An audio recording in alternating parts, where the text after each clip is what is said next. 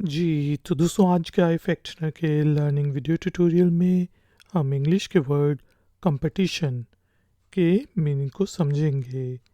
Word competition को use करते हुए इंग्लिश में 3 सेंटेंसेस बनाएंगे और उनकी ट्रांसलेशन करेंगे।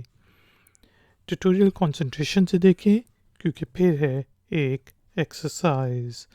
तो शुरू करते हैं जी अपना आज का इफेक्टनर का लर्निंग वीडियो ट्यूटोरियल। दोस्तों, वर्ड कंपटीशन compete से निकला है। compete का मीनिंग होता है मुकाबला करना, जबकि कंपटीशन का मीनिंग होता है मुकाबला। ये नाउन के लिए यूज़ किया जाता है। जिस तरह हम पूछ सकते हैं हु वन द कंपटीशन, कि मुकाबला कौन जीता। Who one the competition. इसी तरह हम कह सकते हैं कि we have a fierce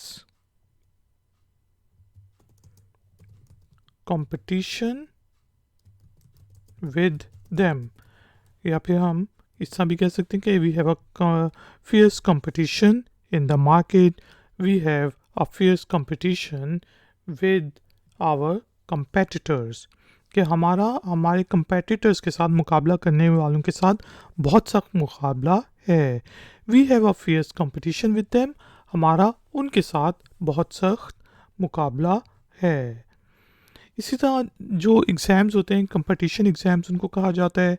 तो लेट्स सपोज मुकाबले के जो इम्तिहान होते हैं, तो यहाँ पे हम कह सकते हैं कि ही cleared the competition exam in his first attempt, कि उसने अपनी पहली ही अटैम्प्ट में कंपटीशन का एग्ज़ाम, मुकाबले का इम्तिहान पास कर लिया। ही cleared the competition exam in his first attempt. Ladies and gentleman, उम्मीद है कि आपको इंग्लिश के वर्ड कंपटीशन का मीनिंग समझ आ गया होगा। टाइम हुआ है एक्सरसाइज का।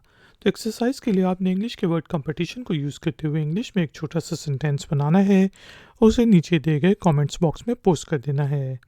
अगर उस सेंटेंस में कोई गलती हुई तो हम में से कोई पॉइंट आउट कर देगा।